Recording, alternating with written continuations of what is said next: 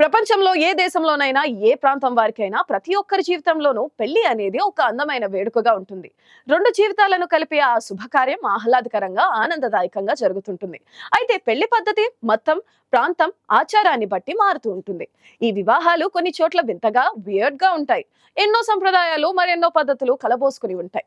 ప్రపంచవ్యాప్తంగా ఎన్నో పెళ్లిల్లో కనిపించే కొన్ని విచిత్రమైన పద్ధతులను చూస్తుంటే ఇలా కూడా జరుగుతాయా అని ఆలోచన రేకెత్తించేలా ఉంటాయి. అఫ్ కోర్స్ మరికొన్ని పెళ్లిళ్ళు నవ్వొచ్చేలా జరుగుతాయి. అలాంటి కొన్ని వివాహాలను చూపించేందుకు ఇండెప్త్ రెడీగా ఉంది. మరి మీరు రెడీయా? అయితే మొదటి చైనాకు వెళ్దాం. అక్కడి ఓ విశేషం ప్రస్తుతం సోషల్ మీడియాలో ట్రెండ్ అవుతుంది. సాధారణంగా మన ప్రాంతాల్లో అయితే పెళ్లి సమయంలో థర్డ్ జెండర్ కమ్యూనిటీ వాళ్ళు డబ్బుల కోసం వేధిస్తూ ఉంటారు. అడిగినంత ఇవ్వకపోతే నానా అల్లరి చేస్తుంటారు. సరిగ్గా అలాగే చైనా గ్రామీణ పట్టణ ప్రాంతాల్లో పెళ్లి కార్యక్రమాలు పూర్తయ్యాక వధువును తమ ఇంటికి తీసుకువెళ్లే సమయంలో గ్రామస్తులు అడ్డుకుంటారు. వరుడి స్థోమతను బట్టి ముడుపులు చెల్లించాల్సి ఉంటుంది. ఇది తూర్పు చైనాలోని జియాంగ్సు ప్రావిన్స్ లో తైజావ్ ప్రాంతం పరిధిలోని గ్రామంలో జరిగిన సంఘటన గత అక్టోబర్ నెలలో చోటు చేసుకుంది. ఈ ఘటనకు సంబంధించిన ఫోటోలు, వీడియోలు సోషల్ మీడియాలో తెగ వైరల్ అవుతున్నాయి. స్థానికంగా జరిగిన వివాహ కార్యక్రమాలు పూర్తయ్యాక ఈ ఆసక్తికర ఘటన చోటు చేసుకుంది. వరుడి కారును వధువు బంధువులు, గ్రామస్తులు చుట్టుముట్టారు. వధువు గ్రామానికి చెందిన వృద్ధులు తత్తులకు వరుడు కానుకలు ఇచ్చి వారి ఆశీర్వాదం పొందాల్సి ఉంటుంది. అందులో భాగంగా కొన్నిసార్లు డబ్బులను కవర్లో పెట్టి వధువు బంధువులకు ఇవ్వాల్సి వస్తుంది. అలా జరగని పక్షంలో వధువును తీసుకువెళ్లే అవకాశం ఉండదు. కొన్నిసార్లు ఏకంగా ఆ వివాహాన్ని రద్దు చేసే ప్రమాదం కూడా ఉంటుంది. ఈ సాంప్రదాయం ప్రకారం వరుడి కారు వద్దకు చేరుకున్న పలువురు వృద్ధులు డబ్బులు, సిగరెట్లు, తత్తరాలను డిమాండ్ చేశారు. ఈ సంప్రదాయాన్ని అక్కడి లాన్ మెన్ అని పిలుస్తారు. వరుడు తనకు ఇష్టమైన భార్య కోసం ఈ సంప్రదాయాన్ని భరించాల్సి ఉంటుంది. తనకు నచ్చిన భార్యను వివాహం చేసుకోవడం కోసం ఇలా అడ్డొచ్చిన వారందరికీ బహుమతులు పంచాల్సి ఉంటుంది. అంటే నూతన దంపతులు గ్రామస్తులకు తమ సంతోషాన్ని వ్యక్తం చేయడం ఈ సంప్రదాయం ఉద్దేశం. కాగా ఈ ఘటనకు సంబంధించిన ఫోటోలు, వీడియోలు సోషల్ మీడియాలో తెగ వైరల్ అవుతున్నాయి. దీనిపై నెటిజన్లు వివిధ రకాలుగా స్పందిస్తున్నారు. మన దగ్గర వరుడి చెప్పులను దాచిపెట్టి వధువు సోదరుడు, సోదరి వరుడు నుంచి కట్నాలు వసూలు చేయడం లాంటిదే ఈ సంప్రదాయం. ఇకపోతే చైనాలోని తుజియా కమ్యూనిటీలో పెళ్లికి ముందు ఓ వింత సంప్రదాయాన్ని అనుసరిస్తారు. దీన్ని క్రైమ్ వెడ్డింగ్ కస్టమ్ అంటారు. ఈ సంప్రదాయంలో పెళ్లికి 30 రోజుల ముందు వధువు ప్రతిరోజు ఒక గంట పాటు ఏడవలసి ఉంటుంది. ఈ సంప్రదాయం తుజియా సమాజ సంస్కృతిలో ఒక ప్రత్యేక భాగంగా ఉంటుంది. సంబంధాలు, ప్రేమ, భావోద్వేగాలను వ్యక్తీకరించేందుకు ఇలా వధువు దుఃఖించడం ఆనవాయితీగా మారింది. తుజియా కమ్యూనిటీ చైనాలోని నైరుతి ప్రాంతాల్లో ప్రధానంగా హుబీ, హునాన్, గుయిజావ్ ప్రావిన్స్ లో ఉంటుంది. ఇక్కడ వివాహ శైలి విశిష్టంగా ఉంటుంది.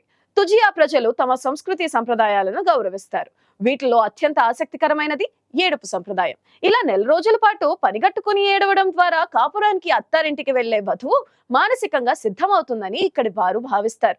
ఈ సంప్రదాయం సాధారణంగా వివాహానికి 30 రోజుల ముందు ప్రారంభమవుతుంది. వధువు కుటుంబంలో ఈ సంప్రదాయాన్ని పాటిస్తారు. ఈ సమయంలో ప్రతిరోజు ఒక గంట పాటు వధువు ఏడుస్తుంది. ఈ సమయంలో కుటుంబ సభ్యులు, ముఖ్యంగా మహిళలు కలిసి పాటలు పాడతారు. ఈ పాటలు పాత సంప్రదాయాన్ని గుర్తుకు తెచ్చే పాటలుగా వధువును మానసికంగా పెళ్లికి సిద్ధం చేసేవిగా ఉంటాయి. పెళ్లి తరువాత వధువు జీవితంలో రాబోయే మార్పులు, ఆమె జీవించబోయే భర్త తాలూకా కుటుంబం పట్ల ఎలా మసులుకోవాలో తెలియచేసేలా ఉంటాయి. అయితే మొదటి రోజు వధువు తనంతట తానుగా ఏడవలేదు కాబట్టి ఆమె తల్లి, అమ్మమ్మలు ఆమె ముందు పాటలు పాడి ఏడవడానికి సిద్ధం చేస్తారు. ఈ సన్నివేశం అచ్చంగా మన పెళ్లిల్లో కనిపించే అప్పగింతలు, విదాహి కార్యక్రమాల్లా ఉంటాయి. ఈ ఏడుపు కార్యక్రమం చూడ్డానికి చాలా ఉద్వేగభరితంగా కొనసాగుతుంది. ఎందుకంటే ఇన్నాళ్ళు పుట్టింట్లో అపురూపంగా ఉన్న వధువు మెట్టినింటికి వెళ్ళిపోతుందన్న అర్థం వచ్చేలా ఉండే పాటలు వింటూ భావోద్వేగానికి గురవుతారు. వధువు ఒక్కతే కాకుండా చుట్టూ ఉన్న వారంతా కన్నీళ్లు పెడతారు. ఇలా ఏడవడం ద్వారా వధువు తన జీవితంలో రాబోయే ఒక ముఖ్యమైన మార్పును అర్థం చేసుకుంటుంది. దీంతో ఆమె తల్లితో పాటు తన పాత ఇంటిని, కుటుంబాన్ని సులభంగా విడిచిపెట్టగలుగుతుంది. అయితే రోజులు గడిచే కొద్దీ వధువు ఏడుపు తీరు కూడా మారిపోతుంది. పాడుతున్నప్పుడు ఆమె తన భావోద్వేగాలను మరింత లోతైన స్థాయిలో వ్యక్తపరుస్తుంది.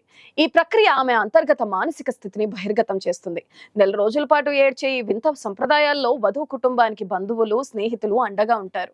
ప్రతిరోజు ఈ సంప్రదాయం కారణంగా పుట్టింటిని వీడిపోయే వధువు ఇరుగు పొరుగులతో పాటు వధువు కుటుంబం, బంధువులు, సమాజం మద్దతును, ప్రేమను పొందుతుంది. ఇకపోతే భారతదేశంలో జరిగే పెళ్లిళ్లలో అగ్ని సాక్షిగా ప్రమాణం, సప్తపది వంటివి ఇద్దరు అన్యోన్యంగా ఉండమని చెప్పే దీవెనలు వంటివే.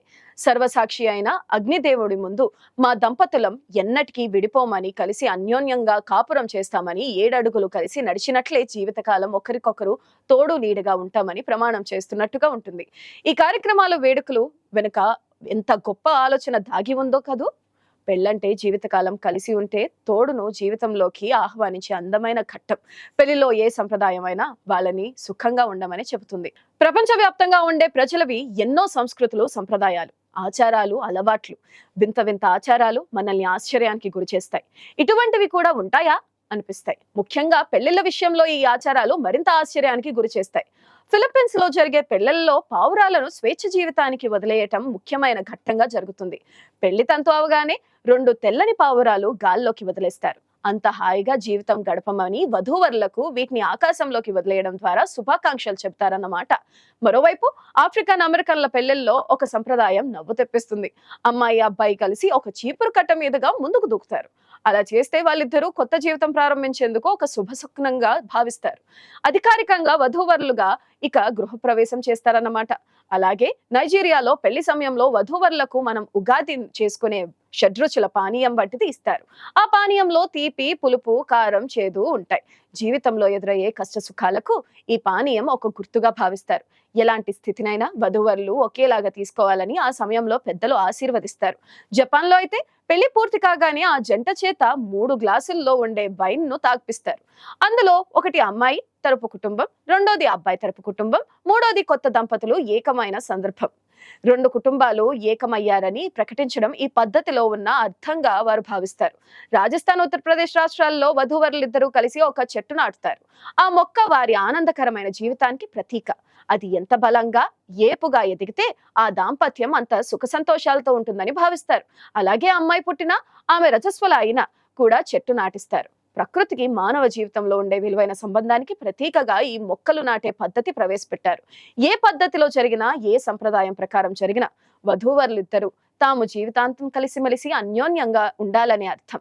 కష్టంలోనూ సుఖంలోనూ నేనున్నాననే నమ్మకంతో వారి జీవితాలు ముడిపడి ఉండాలనేది వివాహ వ్యవస్థలో ఉన్న అంతరార్థం అంటున్నారు విశ్లేషకులు.